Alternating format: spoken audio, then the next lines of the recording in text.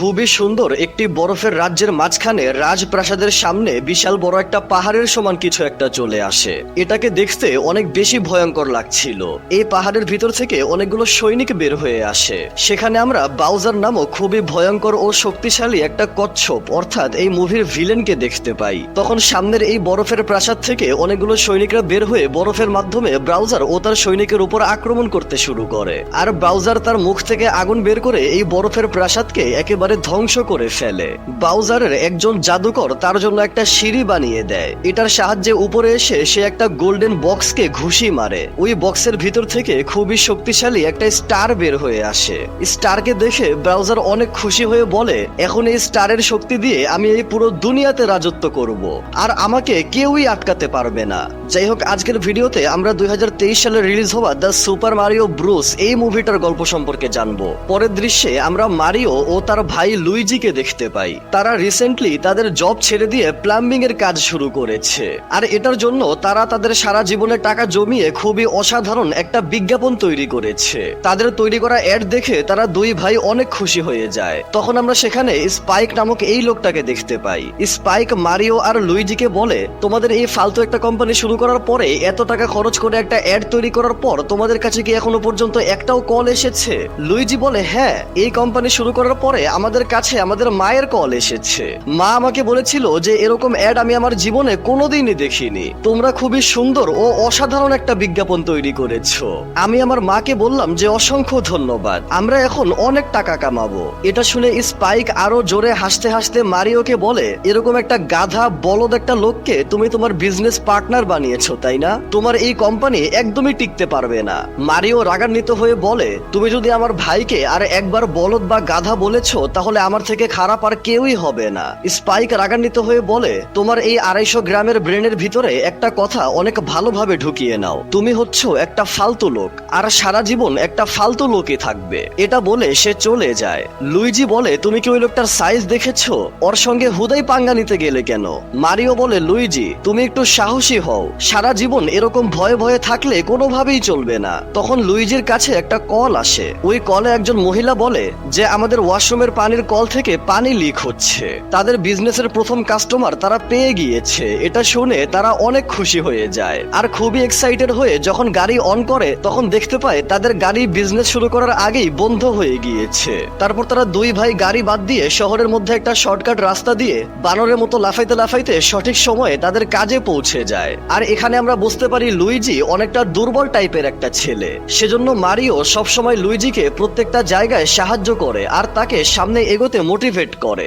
যাই হোক, তারা এখানে খুবই ধনী একটা বাড়িতে কাজ করতে এসেছিল। তখন লুইজি ভুল করে এই বাড়ির খুবই সম্মানিত একজন কুকুরের মুখের হাড্ডিটাকে পাড়া মেরে ভেঙে ফেলে। কুকুরটার নাম হচ্ছে ফ্রান্সিস। কুকুরটা তাদের দিকে তাকিয়ে থাকে, আর মারিও লুইজিকে নিয়ে ওয়াশরুমে চলে আসে। আর এখানে তাদের প্রথম কাজটা যখনই তারা সম্পূর্ণ করে তখনই ফ্রান্সিস এসে তার হাড্ডিটা ভেঙে ফেলার জন্য লুইজির উপর আক্রমণ করতে শুরু করে। এখানে কুকুরের সাথে একটা ফাইট শুরু হয়ে যায়। মারিও চালাকি করে ফ্রান্সিসকে এখানে আটকে ফেলে, কিন্তু একটু আগে ফ্রান্সিসের আক্রমণের কারণে ওয়াশরুমের পাইপগুলো একদম খারাপ অবস্থায় একেবারে ভেঙে যেতে শুরু করে। পাইপগুলো একদম ভিতর থেকে ভেঙে যায়, আর সব জায়গা থেকে পানি বের হতে শুরু করে। তখন এখান থেকেও পানি পড়তে শুরু করে, আর কুকুরটা পানির সাথে এভাবে উপরে চলে আসে, আর তাদের উপর আক্রমণ করতে গিয়ে জানালা থেকে নিচে পড়ে যায়। তারা দুই ভাই এভাবে কুকুরকে বাঁচিয়ে নেয়। তখনই এই হাজবেন্ড ওয়াইফ এখানে এসে তাদেরকে এইভাবে দেখে ফেলে, আর তাদের প্রথম কাজটা ফ্লপ হয়ে যায়। তারপর রাতে বাড়িতে ফিরে আসার পর ফ্যামিলির সবাই তাদেরকে স্বাগতম জানায়। তারা একসাথে খেতে বসলে মারিও বলে, আমাকে মাশরুম কেন দিয়েছো? আমার মাশরুম একদমই পছন্দ না। তখন সবাই বলতে থাকে, তোমরা এই অ্যাড কি মনে করে বানিয়েছো? তোমাদের এই ফালতু অ্যাক্টিং এর জন্য কি তোমাদেরকে অস্কার দেওয়া হবে নাকি? আর সবচেয়ে বড় কথা, এরকম একটা ফালতু কাজের জন্য তোমরা তোমাদের এত ভালো চাকরিটাও ছেড়ে দিয়েছো। তোমাদের কাজকর্ম আমরা কিছুই বুঝতে পারছি না। মারিও তাদের কোনো কথাতেই কোনো পাত্তা দিচ্ছিল না। সে তার বাবাকে জিজ্ঞাসা করে, আপনার কি মনে হয়? মারিওর বাবা বলে, আমার মনে হয় তুমি একদম পাগল হয়ে গিয়েছো। এরকম একটা ফালতু কাজের জন্য কেউ তার এত সুন্দর চাকরিটা কেন ছেড়ে দেবে? তার উপরে তুমি তোমার ভাইকেও এখানে কাজে লাগিয়ে দিয়েছো, আর তার ভবিষ্যৎকেও নষ্ট করছো। এটা শুনে মারিও অনেক কষ্ট পায়, আর খাওয়া দাওয়া না করে সেখান থেকে উঠে যায়। কিছুক্ষণ পরে লুইজি তার জন্য খাবার নিয়ে আসে, আর বলে, তুমি এত চিন্তা করো না, তুমি আমার ভবিষ্যৎকে একদমই নষ্ট করছো না। না। তুমি তো জানোই যে বাবা সবসময় একটু আলতু ফালতু কথা বলে। মারিও বলে এটা শুধু বাবার কথা না, ছোটবেলা থেকেই সবাই শুধু আমাদেরকে বলে আসছে যে এটা কইরো না, ওইটা কইরো না, এটা করো আর ওইটা করো। মানে কেউই আমাদেরকে স্বাধীনভাবে কিছুই করতে দেয় না, সবাই আমাদেরকে সবসময় শুধু ছোট অনুভব করায়। তখন মারিও নিউজে শুনতে পায় যে শহরের সবচাইতে বড় যেই পাইপলাইনটা রয়েছে ওই পাইপটা ভেঙে গিয়েছে। এটার জন্য সম্পূর্ণ রাস্তা পানি দিয়ে একদম ভরে গিয়েছে। এটা দেখে মারিও বলে যে আমরা একটা সুযোগ পেয়ে গিয়েছি, এই সুযোগের মাধ্যমে আমাদেরকে এখন এই দুনিয়ার সামনে নিজেদেরকে প্রমাণ করতে হবে। মারিও লুইজিকে নিয়ে এখানে চলে আসে। পুরো জায়গাটা একদম পানি দিয়ে ভরে গিয়েছিল। মারিও একটা ঢাকনা খুলে সেখানে লাফিয়ে পড়ে। লুইজি মারিওর সাথে এই পাইপ ধরে এভাবে সামনের দিকে এগোতে শুরু করে, কিন্তু পাইপটা ভেঙে গিয়ে তারা একটা দেওয়াল ভেঙে খুবই অদ্ভুত ও নীরব একটা জায়গায় চলে আসে। মারিও বুঝতেই পারছিল না তারা এটা কোন জায়গায় চলে এসেছে। তারা এই জায়গায় অনেকক্ষণ ঘোরাঘুরি করে অনেকগুলো রাস্তা পাড়ি দিয়ে লুইজি একটা সবুজ রঙের পাইপ দেখতে পায়। আর হঠাৎ করে লুইজি অদৃশ্য হয়ে যায়। মারিও তাকে খুঁজতে খুঁজতে ওই পাইপের ভিতরে আসলে পাইপটা মারিওকেও নিজের ভিতরে টেনে নেয়। কিছুক্ষণ পর মারিও আশেপাশে অনেক সুন্দর একটা দৃশ্য দেখতে পায়। এই দৃশ্য দেখে মারিও একদম অবাক হয়ে যায়। সে বুঝতেই পারছিল না সে কোথায় যাচ্ছে। মারিওর সামনে লুইজিকে দেখে তার হাত ধরে ফেলে আর বলে তুমি চিন্তা করো না, সবকিছু একদম ঠিক হয়ে যাবে। লুইজি বলে কিন্তু সবকিছু কিভাবে ঠিক হবে? মারিও বলে যতক্ষণ আমরা দুইজন একসাথে আছি ততক্ষণ সবকিছু ঠিকঠাক ভাবেই চলবে, আমরা দুইজন মিলে সবকিছু করতে পারবো। তখন হঠাৎ করে লুইজি ছিটকে অন্য একটা রাস্তায় একটা অন্ধকার জায়গায় চলে যায়, আর মারিও অন্য একটা রাস্তা দিয়ে খুবই সুন্দর একটা জায়গায় চলে আসে। সেখানে মারিও একটা মাশরুমকে কথা বলতে দেখে একদম অবাক হয়ে যায়। মাশরুমটা বলে আমার নাম হচ্ছে টোড, তোমার নাম কি? মারিও বলে আমার নাম মারিও, কিন্তু এটা কোন জায়গা? এই জায়গা তো আমি এর আগে কখনোই দেখিনি। টোড বলে এটা হচ্ছে মাশরুম কিংডম। মারিও মনে মনে বলে আমি মাশরুমকে পছন্দ করি না, সেজন্য আমাকে সবসময় শুধু মাশরুমের আশেপাশেই থাকতে হয়, আমার কপালটাই খারাপ। যাই হোক, মারিও টোডকে বলে আমি এখানে আমার ভাইকে খুঁজতে এসেছি, আমি আমার ভাইকে হারিয়ে ফেলেছি। সে দেখতে একদম আমার মতোই, কিন্তু একটু পাতলা আর আমার থেকে একটু লম্বা। আমরা দুইজন একটা পাইপের মাধ্যমে একসাথেই ছিলাম, কিন্তু আমার ভাই অন্য একটা পাইপের মাধ্যমে খুবই অন্ধকার একটা জায়গায় চলে গিয়েছিল, সেখানে আমি লাভাও দেখেছিলাম। টোড বলে এটা তো খুবই খারাপ একটা কথা, কারণ তোমার ভাই দুর্ভাগ্যবশত অন্ধকার নগরী বা ডার্ক ল্যান্ডে চলে গিয়েছে। ওই জায়গাটা বাউজার নামক খুবই ভয়ঙ্কর একটা মনস্টার কন্ট্রোল করে। সে খুবই খারাপ, হারামি ও নির্দয় অত্যাচারী একটা কচ্ছপ। এখন আমরা দুইজন একটা কাজ করতে পারি, আমি তোমাকে নিয়ে রাজকুমারীর কাছে যাব এবং রাজকুমারী তোমাকে সাহায্য করতে পারবে। তখন মারিও সামনে একটা পাহাড়ের উপর রাজকুমারীর প্রাসাদ দেখতে পায়। মারিও মনে মনে বলে আমি লুইজিকে অবশ্যই বাঁচাবো। মারিও ওই টোডের সাথে সামনের দিকে এগোতে শুরু করে। অন্যদিকে আমরা লুইজিকে খুবই অন্ধকার ভয়ানক ভূতের মতো একটা জায়গায় দেখতে পাই। তখন কিছু ঘোস্ট ক্রিয়েচার খুবই ভয়ানক ভাবে লুইজির উপর আক্রমণ করার জন্য আসছিল। লুইজি কোনো মতে এই লাভার উপরের পাথরগুলোকে পাড়ি দিয়ে একটা বাড়ির ভিতরে ঢুকে দরজা বন্ধ করে দেয়। লুইজি মনে করেছিল সে এখন একটু সেফ হয়েছে, কিন্তু ওই বাড়ির ভিতরে আরো অনেকগুলো ভূতের মতো কিছু একটা উপস্থিত ছিল। দৃশ্য পরিবর্তন হলে আমরা মারিও আর টোডকে খুবই জমজমাট একটা জায়গায় দেখতে পাই। এই জায়গাটাকে দেখতে অনেক সুন্দর লাগছিল। মারিও টোডের সাথে উড়তে উড়তে সামনের দিকে এগোচ্ছিল। টোড একটা পাইপের সামনে এসে বলে এখন আমরা পাইপের মধ্যে দিয়ে যাব, কিন্তু এখানে এতগুলো পাইপ দেখে মারিও কোন পাইপ থেকে কোন পাইপে যাবে কিছুই বুঝতে পারছিল না। সে অনেকক্ষণ পাইপের মধ্যে ঘোরাঘুরি করে অনেকক্ষণ সময় পার হওয়ার পর ফাইনালি প্রাসাদের সামনে চলে আসে। প্রাসাদের সামনে এই দুইটা সৈনিক তাদেরকে ভিতরে যেতে দিচ্ছিল না, সেজন্য টোড ওই দুজনের সাথে বসে কিছুক্ষণ আলতু ফালতু কথা বলে মারিওকে ভিতরে ঢুকিয়ে দেয়। মারিও ভিতরে এসে সেখানকার সৈনিকদেরকে ফাঁকি দিয়ে দৌড়াতে শুরু করে। এইদিকে আমরা দেখি এখানে এই চশমা পরা মাশরুমটা সবাইকে বলছিল যে বাউজার ওই সুপারস্টারকে পেয়ে গিয়েছে, আর সে ওই স্টারের মাধ্যমে খুব শীঘ্রই আমাদের মাশরুম কিংডমে এসে আমাদের সবাইকে ধ্বংস করে দেবে। সবাই রাজকুমারীকে জিজ্ঞাসা করে যে আমরা এখন কি করব। রাজকুমারী বলে আমি তোমাদের কাউকে কিছুই হতে দিব না, আমরা ওই ব্রাউজারকে আটকে ফেলবো। বাকি মাশরুমরা বলে কিন্তু আমরা তো অনেক ছোট ও দুর্বল, আমরা ওর সাথে কিভাবে ফাইট করব। রাজকুমারী বলে আমি নিজে গিয়ে কং আর্মিকে আমাদেরকে সাহায্য করার জন্য কনভিন্স করব। আমরা সবাই একত্র হয়ে ওই মনস্টারকে হারিয়ে দেব। এই চশমা পরা মাশরুম বলে, কিন্তু ওই কংদের রাজা খুবই পাগল টাইপের একটা রাজা, ও আমাদের কথায় একদমই রাজি হবে না। রাজকুমারী বলে, আমি ওকে রাজি করাতে পারবো, আমি তোমাদেরকে ওয়াদা করছি আমি আগামীকালকেই জঙ্গল কিংডমে যাওয়ার উদ্দেশ্যে রওনা হয়ে যাব। এটা বলে রাজকুমারী যখনই ওই রুম থেকে বাহিরে আসে তখনই তার সামনে মারিও চলে আসে, আর সব সৈনিকরা মারিওকে ধরে ফেলে। সেই সময় রাজকুমারী মারিওকে ছেড়ে দিতে বলে। রাজকুমারী বলে, তোমাকে তো দেখে একদম মানুষের মতো মনে হচ্ছে, তুমি এখানে কোথা থেকে এসেছো? মারিও বলে, আমি আর আমার ভাই একটা পাইপের মাধ্যমে এখানে চলে এসেছি, কিন্তু আমার ভাই একটা জায়গায় হারিয়ে গিয়েছে, ওই জায়গাটার নাম হচ্ছে ডার্কল্যান্ড। রাজকুমারী বলে, তার মানে তোমার ভাইকে বাউজার এতক্ষণে ধরে ফেলেছে, কিন্তু তুমি চিন্তা করো না, আমি খুব শীঘ্রই ওকে আটকানোর জন্য যাচ্ছি। মারিও বলে, তুমি আমাকেও নিয়ে চলো। রাজকুমারী বলে, ওই বাউজার পুরাই একটা পাগল, সে তোমাকে মুহূর্তের ভিতর খেয়ে ফেলবে, আর সম্ভবত সে বুঝতেও পারবে না সে তোমাকে খেয়ে ফেলেছে, কারণ তুমি দেখতে অনেক ছোট।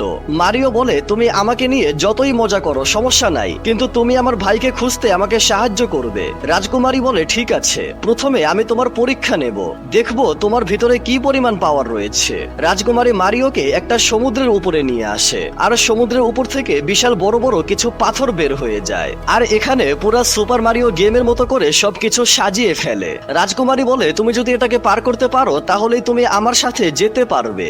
এটা বলে রাজকুমারী ওই পুরো গেমটাকে খুবই অসাধারণ ভাবে দক্ষতার সাথে অনেক সহজেই কমপ্লিট করে ফেলে। মারিও বলে, তুমি তো একদম আমেজিং, কিন্তু আমি এটা করব কিভাবে? রাজকুমারী বলে, তুমি এটা পাওয়ার আপের সাহায্যে করবে। এটা বলে সে এই গোল্ডেন বক্সে একটা ঘুষি মারে, আর বক্সের ভিতর থেকে একটা মাশরুম বের হয়ে আসে, পুরোই একদম সুপার মারিও গেমের মতো। রাজকুমারী বলে, তোমাকে এই মাশরুমটা খেতে হবে, তাহলে তুমি পাওয়ার পেয়ে যাবে। মারিও প্রথমে মাশরুমটা একদমই খেতে চাচ্ছিল না, কিন্তু অনেকবার মুখ ফিরিয়ে নেওয়ার পরে রাজকুমারী জোর করে তাকে মাশরুম খাইয়ে দেয়, আর সুপার মারিও গেমের মতো করে মারিও ফুলে একদম দ্বিগুণ হয়ে যায়। মারিও যখন এই পাওয়ার নিয়ে প্রথমবার লাফ দেয় তখন প্রথমবারেই সে পানিতে পড়ে যায়, আর আবারও পাইপের মাধ্যমে এখানে চলে আসে।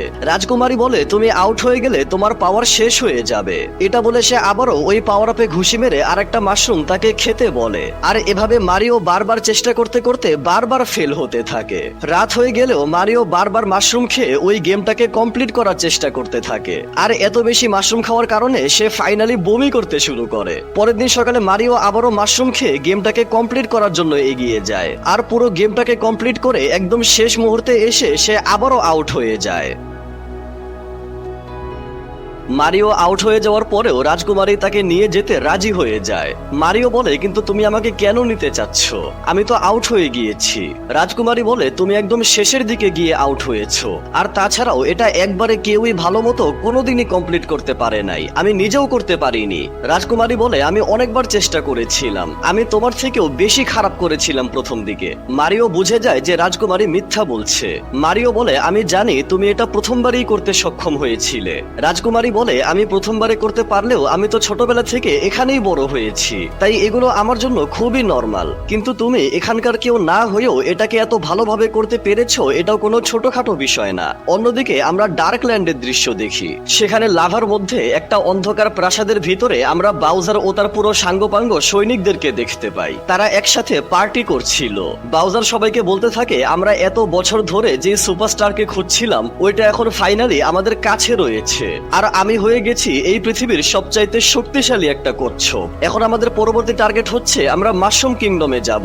এত বছর শত্রুতা করার পরে এখন ফাইনালি আমি মাশরুম কিংডমে গিয়ে রাজকুমারীকে প্রপোজ করে তাকে বিয়ে করে ফেলবো। হাই রে শখ! এটা শুনে সবাই একদম অবাক হয়ে যায়, আর বলে, ও তো আপনাকে অনেক ঘৃণা করে তাই না? বাউজার বলে, হ্যাঁ, সে আমাকে ঘৃণা করে, কিন্তু তারপরেও তার কাজল কালো চোখ, রেশমি মাখানো চুল, দুধের মতো আলতা চেহারা এবং মাথার উপরে থাকা তাজ, এগুলো দেখেই আমি একদম ফিদা হয়ে যাচ্ছি। সে যখন আমার এই সুপারস্টারকে দেখবে তখনই আমাদের মাঝে একটা গভীর একটা ভালোবাসা তৈরি হয়ে যাবে, আর যদি সে না করে দেয় তাহলে আমি স্টার থেকে পাওয়ার আপ করে পুরো মাশরুম কিংডমকে একেবারে ধ্বংস করে দেব।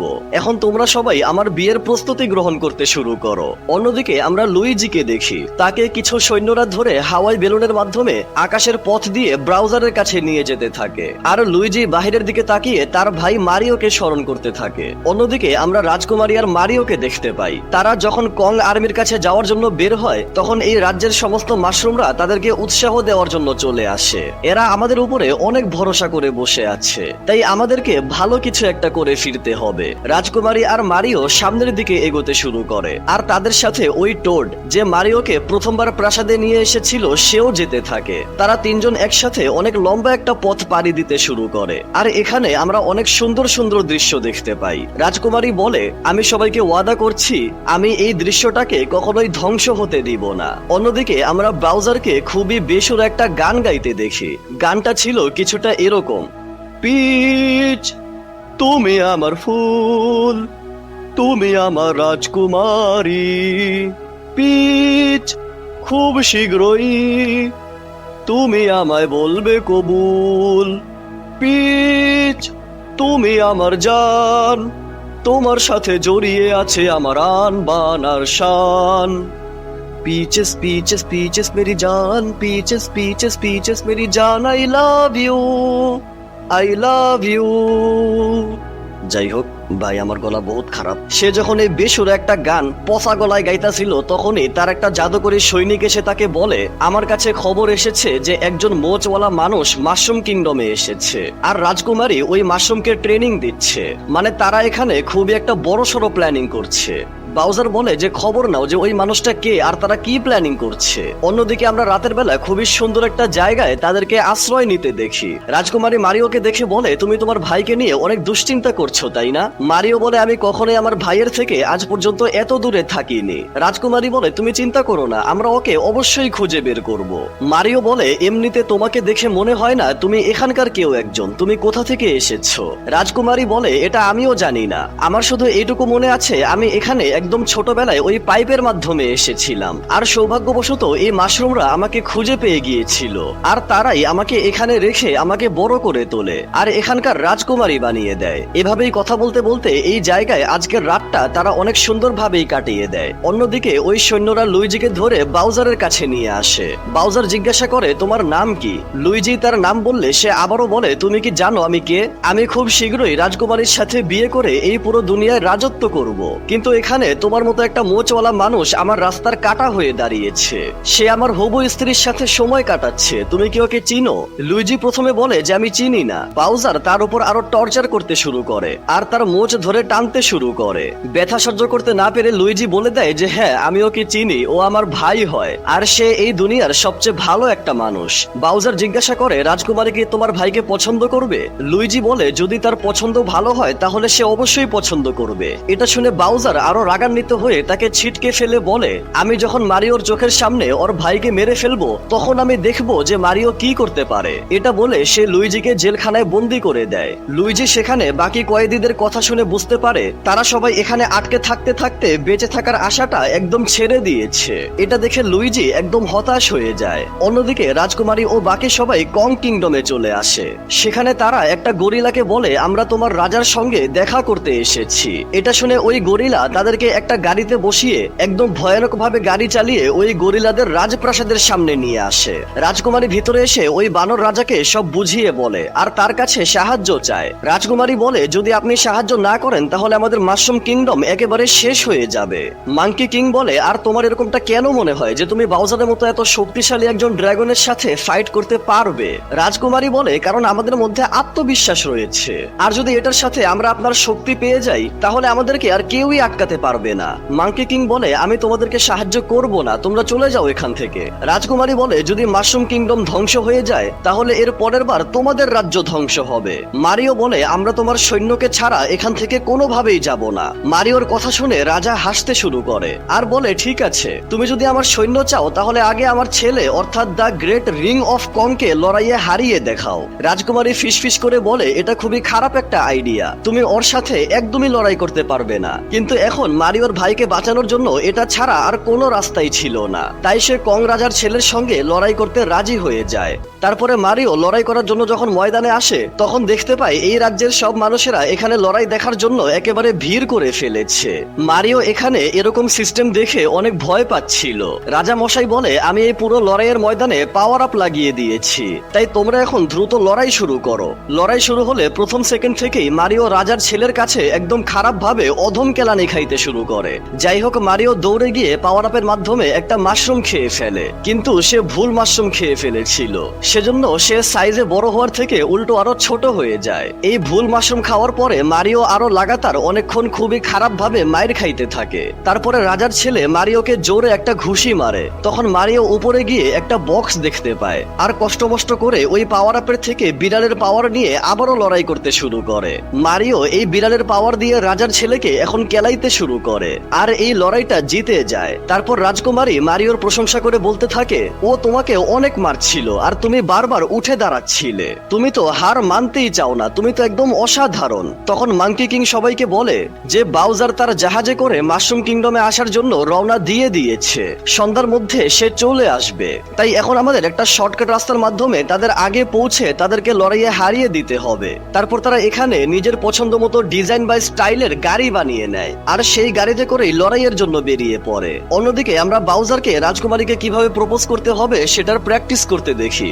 সে প্র্যাকটিস করার উদ্দেশ্যে বলছিল যে, প্রিয় রাজকুমারী, ভালোবাসার টানে আমাদের কচ্ছপদেরও মনের ভিতরে কিছু কাছু কাছু হয়। তারা যখন এই কাছু কাছু করছিল তখন একটা সৈন্য এসে বলে, আমরা রাজকুমারী আর ওই মোচওয়ালা লোকটাকে খুঁজে পেয়েছি। তারা ডঙ্কি কংকে হারিয়ে দিয়ে কং সৈন্যের সাথে হাত মিলিয়ে নিয়েছে আর একটা সিক্রেট রাস্তা দিয়ে সামনে এগোচ্ছে। এটা শুনে বাউজার কিছু একটা ভাবতে শুরু করে। অন্যদিকে আমরা মারিও ও বাকি সবাইকে অনেক সুন্দর একটা রেইনবোর মতো রাস্তা দিয়ে সামনের দিকে এগোতে দেখতে পাই। কিছুক্ষণ পর ঠিক তাদের পিছনে বাউজার সৈন্যরা তাদের উপর আক্রমণ করার জন্য এগিয়ে আসে, আর এখানেই তাদের মাঝে যুদ্ধ শুরু হয়ে যায়। ফাইট করতে করতে একটা রকেটের কারণে সামনের পাহাড়ের কিছু অংশ ভেঙে রেইনবোর রাস্তাটা এভাবে ভেঙে যায়। অনেকক্ষণ লড়াই করার পরে শত্রুপক্ষ একটা বিস্ফোরণের মাধ্যমে মারিও ও কং রাজার ছেলেকে এই রাস্তা দিয়ে নিচে পানিতে ফেলে দেয়। এটা দেখে রাজকুমারী মনে করে যে তারা হয়তো মারা গিয়েছে। তখন বাকি কং রাজা ও সৈনিকদেরকে বাউজারের সৈন্যরা ধরে বন্দি করে ফেলে।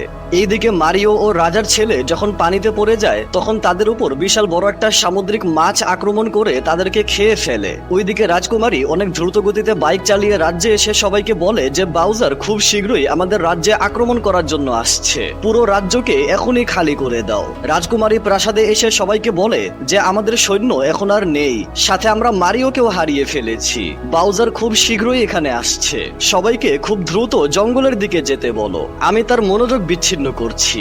বাউজার সেখানে আসলে তার সৈন্যরা সবার আগে রাজকুমারীকে চারদিক দিয়ে ঘিরে ধরে। বাউজার সবার আগে ওই সুপারস্টারকে দেখিয়ে বলে, এই স্টারটা আমি আমাদের জন্য চুরি করেছি, এটার মাধ্যমে আমরা দুইজন অনেক শক্তিশালী হয়ে যাব, তুমি কি আমাকে বিয়ে করবে? রাজকুমারী সরাসরি মুখের উপর না করে দেয়। তখন বাউজার তার সাথে থাকা ওই টোডকে কারেন্টের শক দিয়ে কষ্ট দিতে থাকে। এটা দেখে রাজকুমারী রাজি হয়ে যায় আর বাধ্য হয়ে বাউজার যেটা বলছে সেটাই করতে শুরু করে। অন্যদিকে যেখানে সমস্ত কয়েদিরা বন্দী ছিল সেখানে ওই জাদুকর এসে সবাইকে বলে, তোমাদেরকে বাউজারের বিবাহের অনুষ্ঠানে বলি দেওয়া হবে, সেজন্য তোমাদের জীবনটা এখানেই শেষ। এটা শুনে সবাই অনেক ভয় পেয়ে ছটফট করতে শুরু করে। অন্যদিকে আমরা ওই বিশাল বড় মাছের পেটে মারিও ও রাজার ছেলেকে এখনো জীবিত দেখতে পাই। পেটের ভিতরে তারা দুইজন একসাথে ঝগড়া করতে শুরু করে। তারা একে অপরকে দোষারোপ করতে থাকে যে তোমার জন্য আমি এখানে রয়েছি।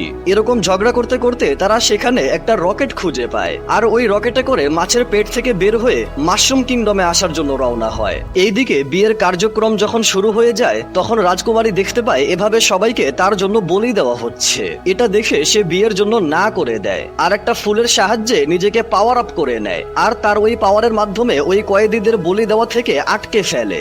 রাজকুমারী যখন এখানে সবার সাথে ফাইট করছিল তখনই মারিও আর মাঙ্কি কিং এর ছেলে সেখানে চলে আসে। তারা সেখানে অনেকগুলো পাওয়ার আপ দেখতে পায়, আর ওই পাওয়ার আপের মাধ্যমে এখানে সবার সাথে অনেক ভালোভাবেই ফাইট করতে শুরু করে।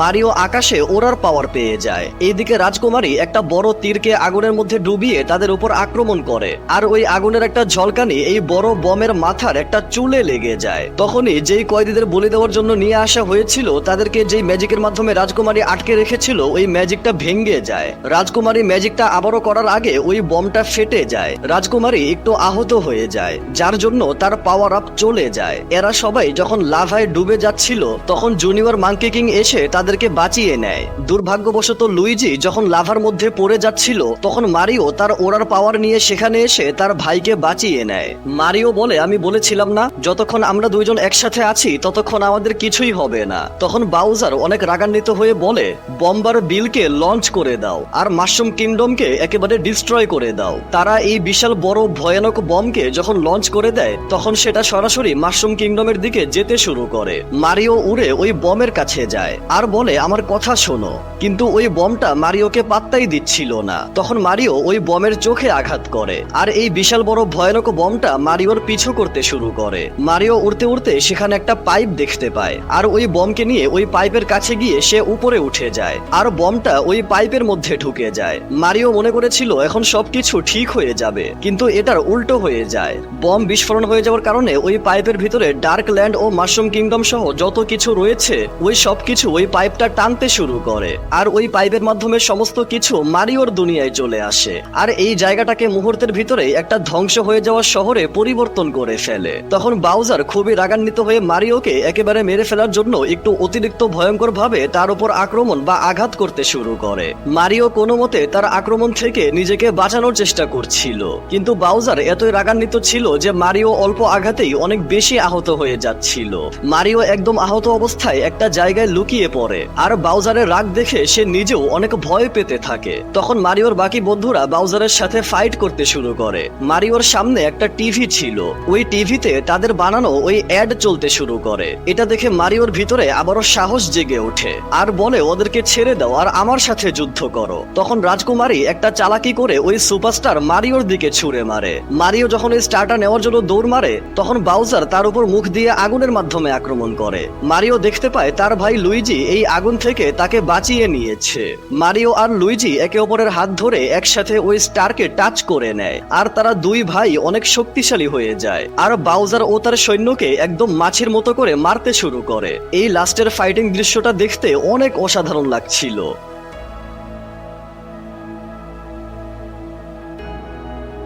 ঘরের জানালা থেকে মারিও আর লুইজির মা বাবাও তাদেরকে দেখে অনেক খুশি হয়ে যায় আর শেষমেশ তারা বাউজারকে এভাবে একটা ঘুষি মারে আর এটার সাথেই বাউজারের খেলা এখানেই শেষ হয়ে যায়। তারপর রাজকুমারী বাউজারকে ওই ভুল মাশরুমটা খাইয়ে একদম ছোট করে দেয় আর একটা কাচের জারে বন্ধ করে ফেলে। আর এইবার ফাইনালি মারিওর বাবা তাকে নিয়ে গর্ব করতে শুরু করে আর বলে, তুমি যেটা করেছো ঠিক করেছো, আমি তোমাকে নিয়ে অনেক গর্বিত অনুভব করি। আর এই অ্যাডভেঞ্চারের পরেই এই শহরের সব জায়গায় মারিও আর লুইজি একদম সেলিব্রিটি হয়ে যায়। জীবনে অনেক সময় অনেক পরিশ্রম করার পরেও কোনো রকম ফলাফল দেখা যায় না, কিন্তু যখন ফল আসতে শুরু করে তখন সেটা একটু বেশি সুন্দর হয়ে থাকে।